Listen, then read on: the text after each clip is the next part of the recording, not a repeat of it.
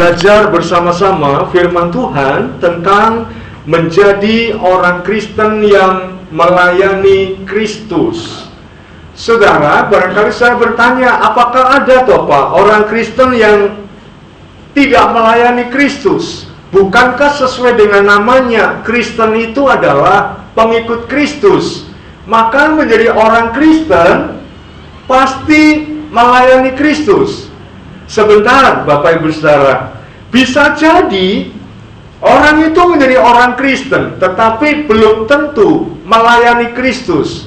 Sebab seseorang yang melayani Kristus, nanti kita akan sama-sama jelaskan bersama.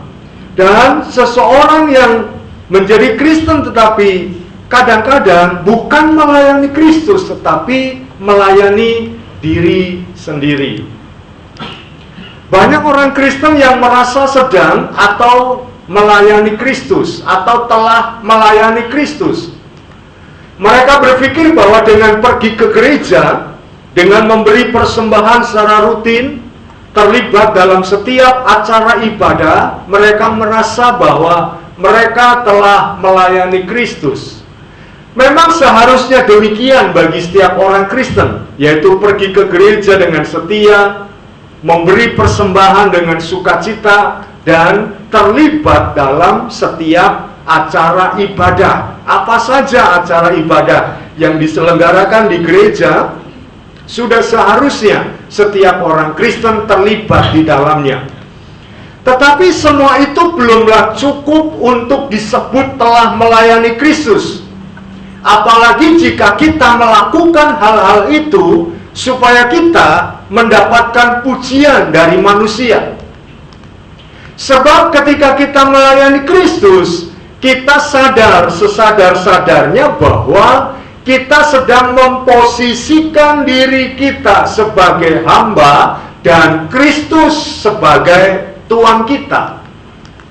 Sehingga tidak ada sama sekali keinginan untuk mencari pujian manusia. Bahkan seharusnya kita yang semakin kecil dan Kristus yang semakin besar.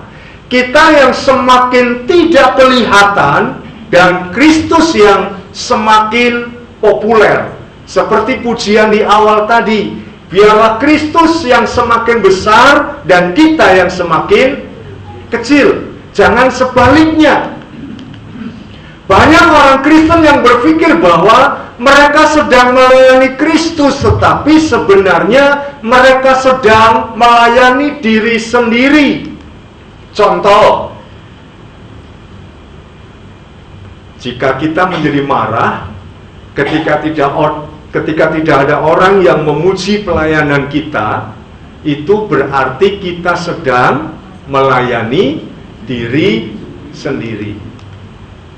Jika kita menjadi marah dan tersinggung ketika nama kita tidak ditulis, ketika nama kita tidak disebut sebagai donatur, pemberi persembahan, berarti kita sedang melayani siapa?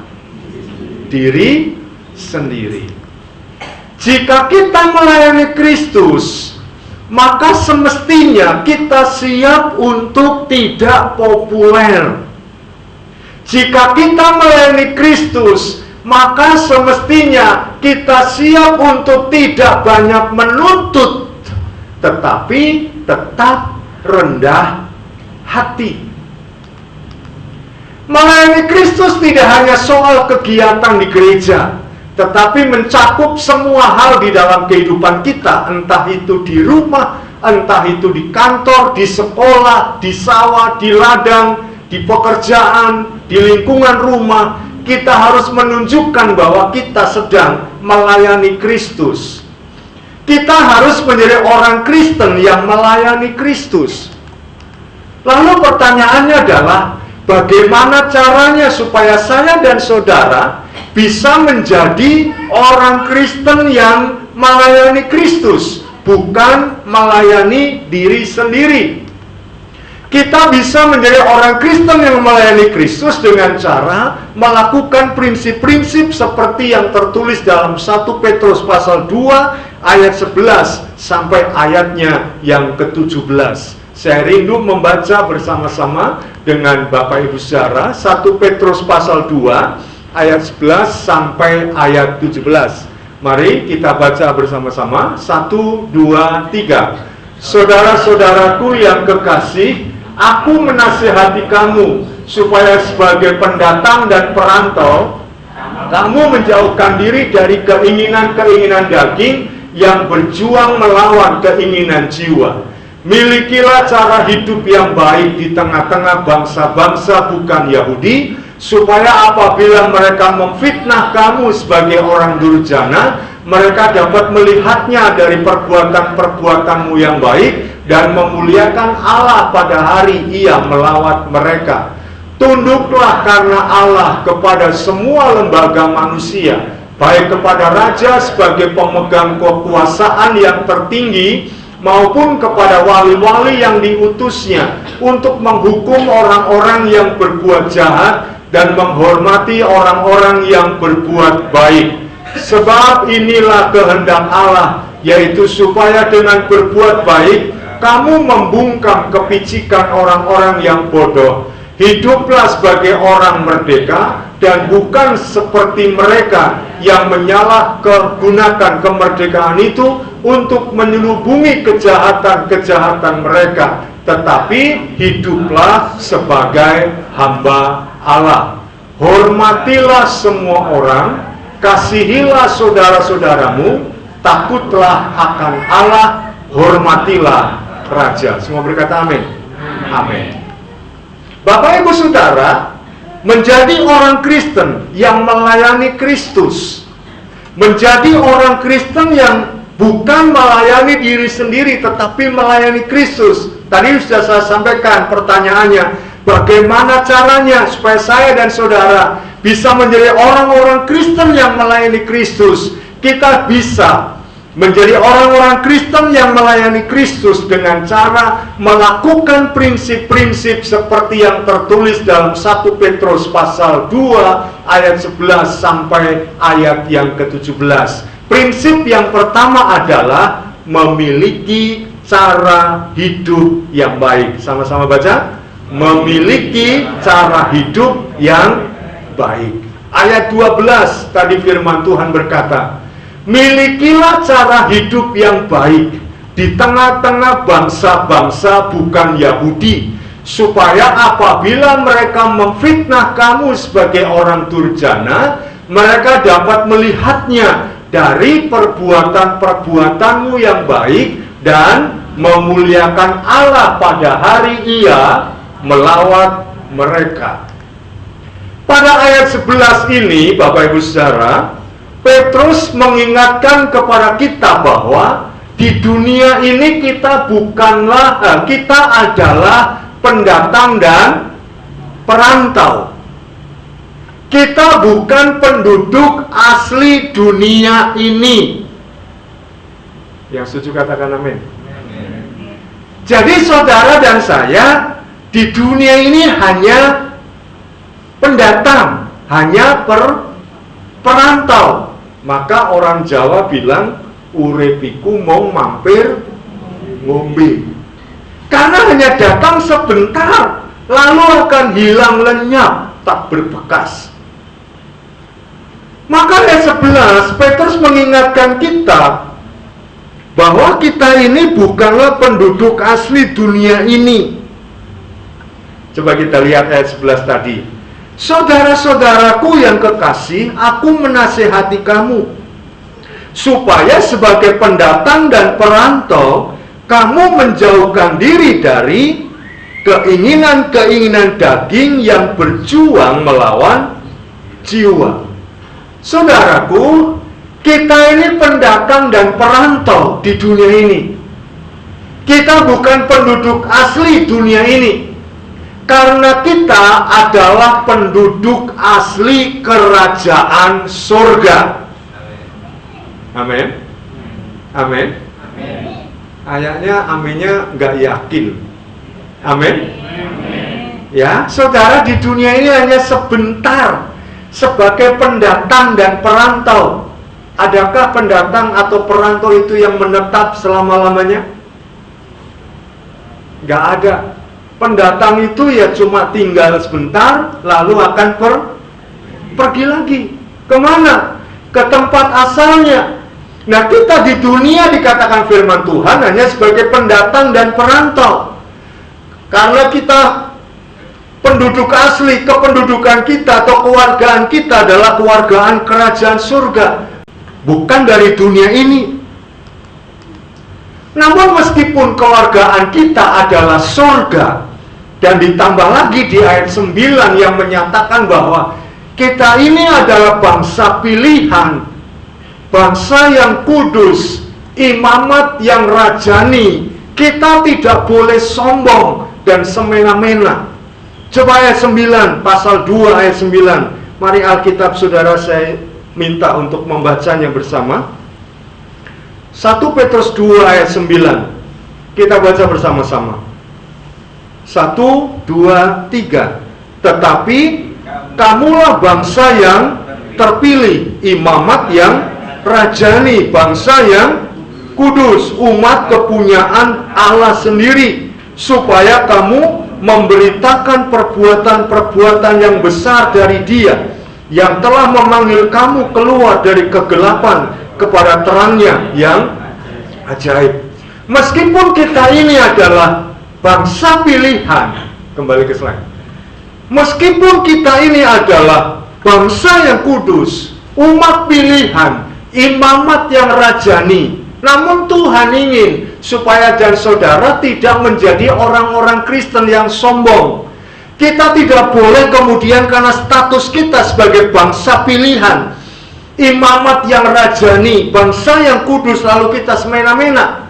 Tuhan tidak mau. Kita tidak diizinkan untuk memiliki kesombongan dan kesemena-menaan dalam hal ini.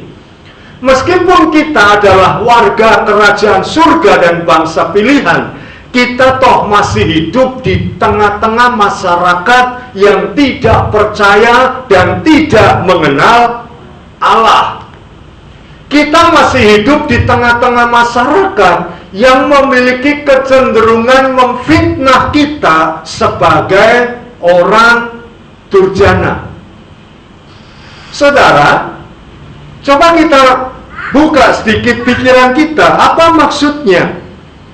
Tuhan berkata bahwa kewargaan kita bukanlah dari dunia. Kewargaan kita memang dari surga. Di dunia kita ini pendatang dan perantau, tetapi saudara sadar bahwa di dunia ini kita hidup, kita masih hidup di tengah-tengah orang-orang yang tidak percaya kepada Tuhan, orang-orang yang tidak mengenal Allah, dan orang-orang yang punya kecenderungan memfitnah kita. Meskipun kita tidak berbuat durjana, tetapi kita sering jadi sasaran fitnah sebagai orang durjana.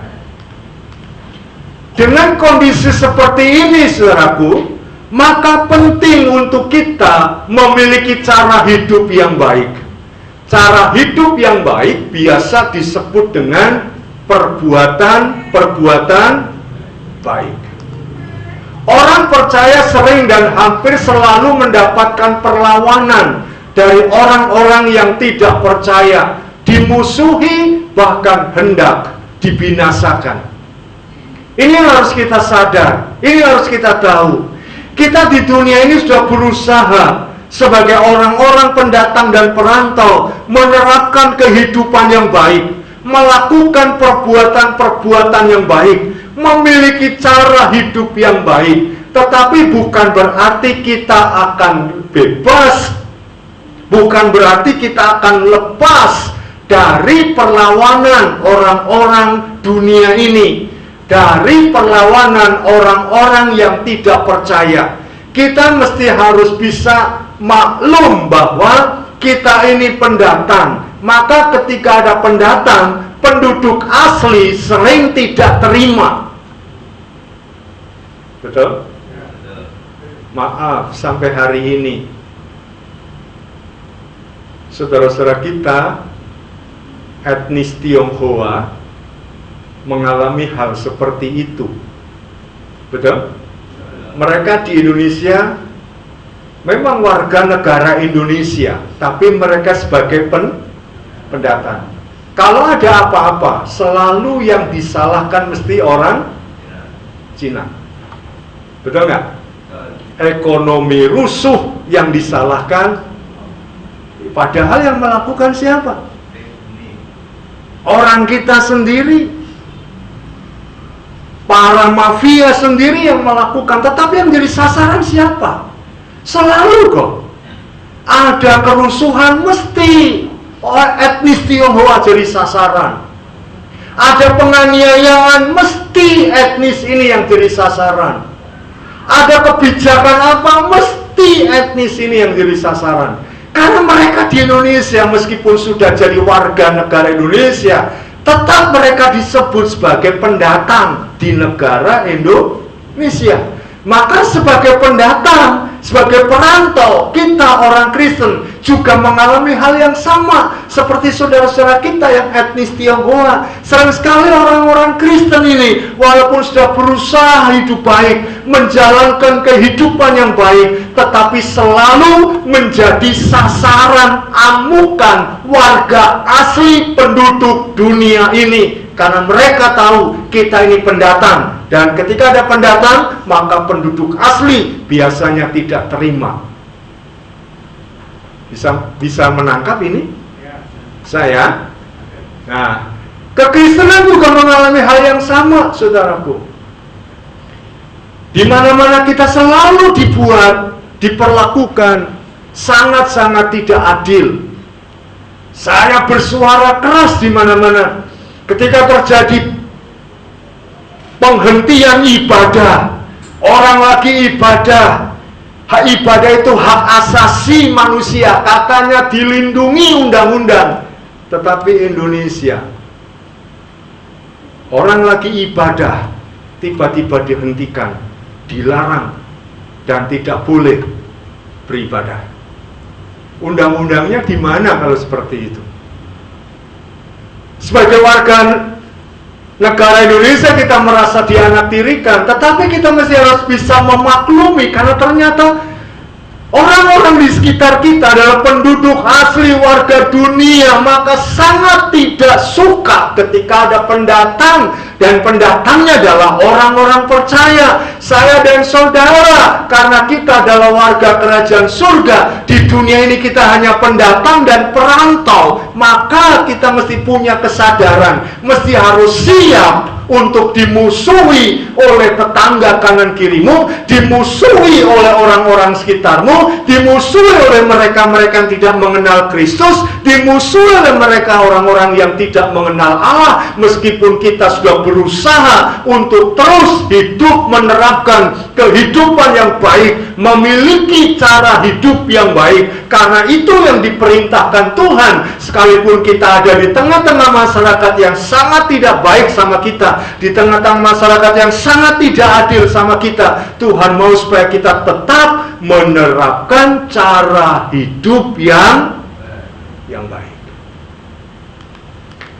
Satu-satunya jawaban dan balasan yang harus dilakukan oleh orang percaya adalah dengan memiliki cara hidup yang baik. Sebab dengan begitu akan membuat orang yang memusuhi kita, mau tidak mau, akan mengeluarkan pujian. Seperti di ayat yang ke-15. Tolong ayat 15 tampilkan. Kita baca bersama-sama. Ayat 15. Mari kita baca ayat 15. Ini ayat 9. Ya, oke. 1, 2, 3.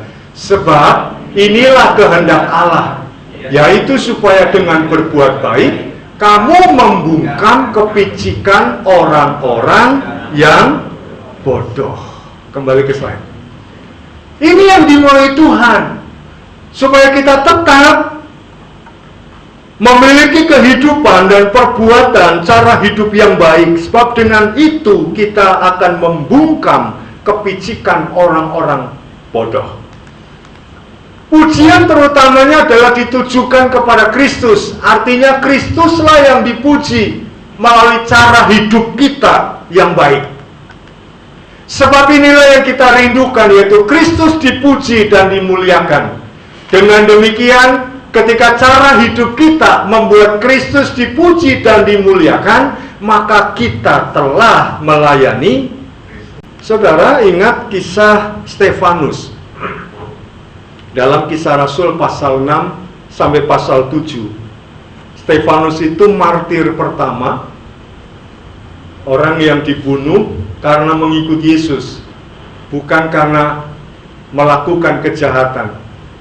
Stefanus tidak melakukan kejahatan apapun, tetapi dituduhkan sesuatu yang nilainya sama dengan hukuman mati, dan Stefanus dirajam dengan batu sampai mati. Yang menarik adalah ketika Stefanus mau mati, Stefanus tidak mengutuki orang-orang yang telah membunuhnya. Stefanus tidak mengutuki orang-orang yang melemparinya dengan batu, tetapi Stefanus justru melepaskan pengampunan. Justru Stefanus melepaskan pengampunan. Saudara bisa membayangkan kalau saudara ada di posisi Stefanus. Jangankan sampai diperlakukan seperti Stefanus, diperlakukan lebih ringan dari Stefanus. Yang sering keluar dari mulut kita apa, saudara? Umpatan, hujatan, kutukan, dan sebagainya. Nah, Stefanus menunjukkan cara hidup yang baik sebagai seorang percaya, sebagai seorang Kristen di tengah-tengah masyarakat yang tidak mengenal Allah. Karena itu mari kita terus belajar untuk memiliki dan menerapkan cara hidup yang baik dimanapun kita berada. Jangan membalas jahat dengan jahat, tetapi balaslah kejahatan dengan kebaikan. Luar biasa.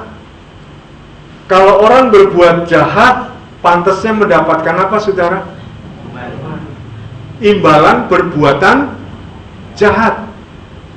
Tapi kalau orang berbuat jahat sama kita, kita diminta oleh Tuhan untuk apa? Membalasnya dengan kebaikan. Hanya ada dalam ajaran Tuhan, hanya ada dalam ajaran kekristenan yang disuruh membalas kejahatan dengan kebaikan. Lumrahnya manusia, baik dibalas dengan baik, jahat dibalas dengan jahat. Itu lumrahnya manusia. Tetapi firman Tuhan tidak seperti itu.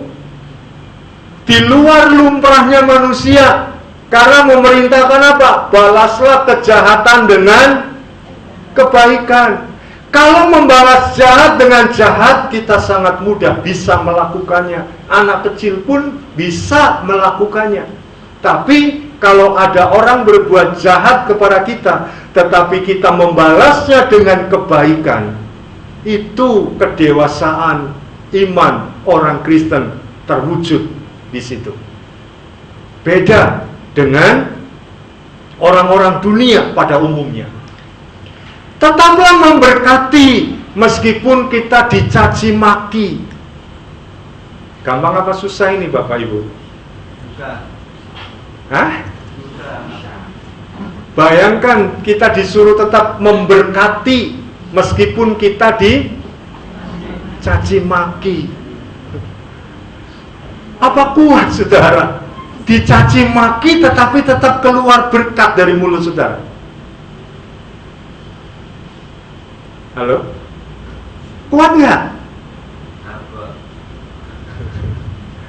Jangankan keluar berkat, wong diem aja sudah luar biasa kok.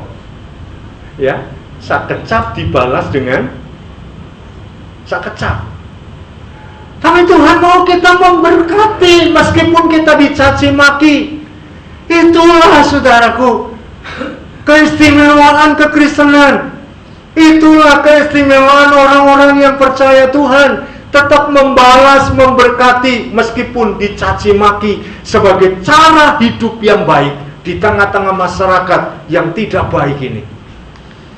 Yang kedua, supaya kita bisa menjadi orang Kristen yang melayani Kristus, yang pertama prinsipnya adalah miliki cara hidup yang baik. Yang kedua adalah memiliki ketundukan. Yuk sama-sama baca, memiliki ketundukan. Ayat 13 sampai 14. Nasihat kedua yang Tuhan kehendaki agar kita dapat menjadi orang Kristen yang melayani Kristus adalah dengan memiliki ketundukan. Ketundukan sudah barang tentu bukan sebuah topik yang menarik bagi mereka yang lebih suka mencari kesenangan dan keuntungan pribadi. Tunduk bukanlah berarti perbudakan atau penaklukan, tetapi semata-mata merupakan suatu pengakuan atas wewenang Allah atas hidup kita. Yuk kita baca ayat 13 sampai 14. Tolong operator menayangkannya. Mari kita baca 1, 2, 3. Tunduklah karena Allah kepada semua lembaga manusia, baik kepada raja sebagai pemegang kekuasaan yang tertinggi, maupun kepada wali-wali yang diutusnya untuk menghukum orang-orang yang berbuat jahat dan menghormati orang-orang yang berbuat baik. 15. Sebab inilah kehendak Allah, yaitu supaya dengan berbuat baik kamu membungkamkan kepicikan orang-orang yang bodoh. Tolong kembali ke slide-nya. Memiliki ketundukan. Tunduk bukanlah berarti perbudakan atau penaklukan, tetapi semata-mata merupakan pengakuan atas wewenang Allah dalam hidup kita. Tadi kita sudah baca, Allah telah mendirikan lembaga-lembaga di dunia seperti keluarga, pemerintah, dan juga gereja. Kita semua nantinya pasti akan menjalankan wewenang, tetapi sebelum itu kita harus berada di bawah wewenang. Iblis menawarkan kebebasan wewenang kepada nenek moyang kita, Adam dan Hawa, tetapi akibatnya mereka kehilangan kebebasan dan wewenang tersebut. Kisah tentang anak yang hilang, ia mendapatkan kebebasannya kembali setelah ia menyerahkan diri kepada kehendak ayahnya. Ayat 13 di atas membahas tentang ketundukan kita sebagai warga negara. Ayat 18-25 membahas tentang ketundukan kita sebagai hamba. Kemudian 1 Petrus 3 ayat 1-7 membahas tentang ketundukan kita dalam pernikahan. Dan 1 Petrus 3 ayat 8-12 membahas tentang ketundukan kita sebagai anggota gereja. Kata tunduk pada ayat 13 memakai kata hupotagete, bentuknya imperatif, aorist, pasif, orang kedua jamak. Kata ini adalah kata perintah yang terjemahannya berbunyi seharusnya kalian telah ditundukkan. Ini dalam bahasa Yunani salah satu yang menarik itu begini Bapak Ibu. Kata tunduk itu yang dipakai itu pasif, bukan aktif. Ya, jadi kita ini telah ditundukkan.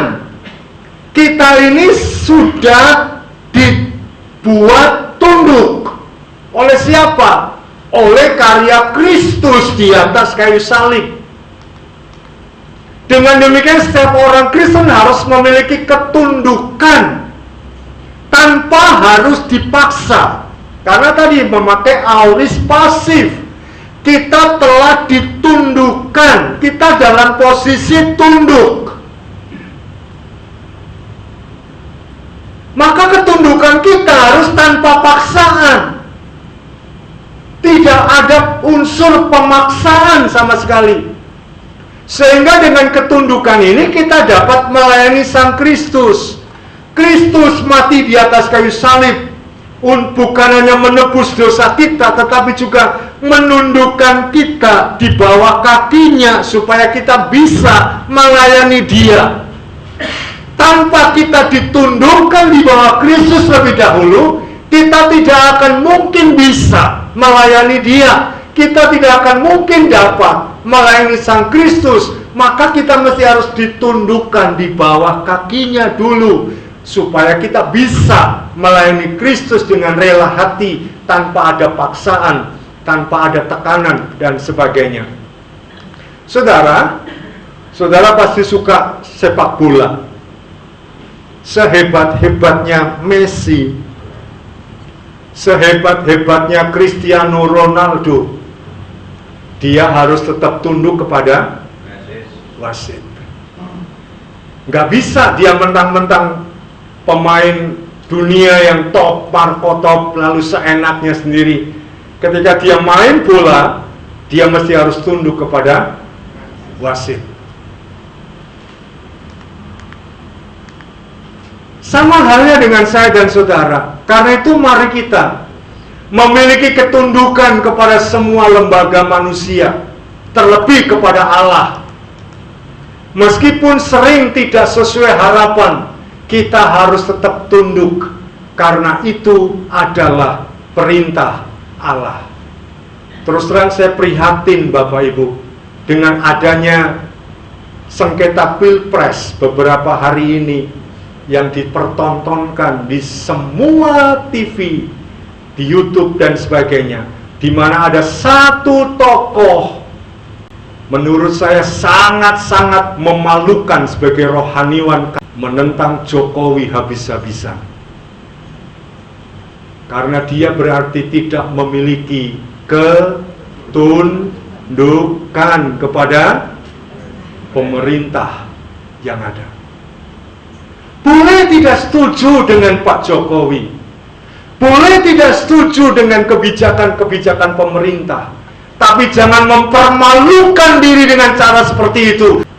Jika semua bisa menerapkan sikap ketundukan, maka kehidupan akan menjadi lebih baik. Situasinya hari-hari ini kan kurang enak, oleh karena banyak orang yang mencoba untuk tidak tunduk, berani melawan, apalagi dihembus-hembuskan dengan segala macam hal. Ujung-ujungnya saya tahu, duit. Ujung-ujungnya adalah UUD. Ujung-ujungnya duit. Yang ketiga, Bapak Ibu saudara, supaya kita bisa melayani Kristus, yang pertama, miliki prinsip, memiliki cara hidup yang baik. Yang kedua, memiliki ketundukan. Yang ketiga, memiliki hidup yang merdeka. Mari kita sama-sama baca. Memiliki hidup yang merdeka. Ayat 16. Nasihat yang ketiga supaya kita bisa menjadi orang Kristen yang melayani Kristus adalah memiliki hidup yang merdeka. Ayat 16 berbunyi, mari kita baca bersama-sama. 1, 2, 3. Hiduplah sebagai orang merdeka, dan bukan seperti mereka yang menyalahgunakan kemerdekaan itu untuk menelubungi kejahatan-kejahatan mereka, tetapi hiduplah sebagai hamba Allah. Nasihat yang ketiga ini sepertinya bertentangan dengan nasihat yang kedua di atas, padahal sebenarnya tidak bertentangan sama sekali. Di poin yang kedua, miliki ketundukan. Di poin yang ketiga, miliki hidup yang merdeka. Kayaknya bertentangan, kayaknya sebuah paradok. Karena yang satu disuruh tunduk, yang satu disuruh memiliki hidup yang merdeka. Padahal tidak bertentangan sama sekali. Nasihat ini dimaksudkan supaya kita jangan lagi diperhamba oleh hal-hal lain selain Kristus. Tuhan mau supaya hidup kita ini tidak lagi diperhamba oleh hal-hal, oleh perkara-perkara lain selain oleh Kristus. Karena kita telah ditundukkan di bawah kakinya, menjadi miliknya, maka kita tidak boleh diperhamba lagi, jangan mau diperhamba lagi oleh yang lain selain daripada Kristus itu sendiri. Jika kita melayani Kristus, maka Kristuslah yang berhak memerintah hidup kita. Sebab tidak sedikit orang yang merasa telah melayani Kristus, tetapi hidupnya sedang dan masih diperhamba oleh hal-hal yang lain. Tidak sedikit orang Kristen yang merasa telah melayani Kristus, tetapi hidupnya masih diperbudak oleh minuman keras, masih diperbudak oleh narkoba, masih diperbudak oleh yang lain-lain. Tidak sedikit orang Kristen yang katanya melayani Kristus, tetapi hidupnya masih diperbudak oleh amarah, oleh kebencian, oleh dendam, oleh fitnah, oleh iri hati, oleh kepahitan, dan juga oleh perselingkuhan. Seringkali kita tidak sadar bahwa ketika kita masih diperhamba oleh yang lain selain Kristus, kita sedang melayani diri sendiri dan bukan sedang melayani Kristus. Maka hati-hatilah terhadap semua itu. Jangan sampai kita dikuasai oleh roh perbudakan dosa sehingga hidup kita, sehingga pelayanan kita menjadi sia-sia.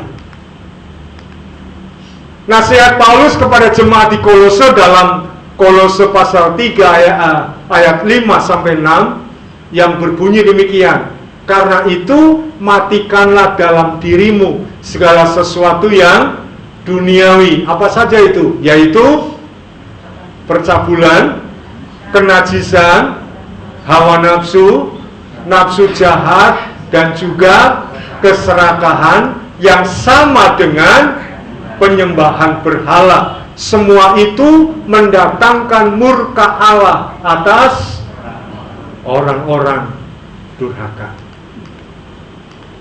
Mari kita sungguh-sungguh memikirkan hal ini, saudaraku. Jangan sampai pelayanan kita yang telah kita bangun dan perjuangkan selama ini menjadi sia-sia karena kita belum merdeka. Jangan sampai hidup kita menjadi sia-sia karena kita masih terikat dengan kepahitan. Sebab itu kita harus melepaskan semua hal yang mengikat kita dan yang menjadikan kita tidak bisa merdeka, serta berserahlah penuh di bawah kaki Kristus supaya kita bisa melayani Dia. Akhirnya, orang Kristen yang melayani Kristus adalah orang-orang yang memiliki cara hidup yang benar, memiliki ketundukan, dan memiliki hidup yang merdeka. Terima kasih, Tuhan memberkati. Mari kita tunduk kepala, kita berdoa bersama-sama.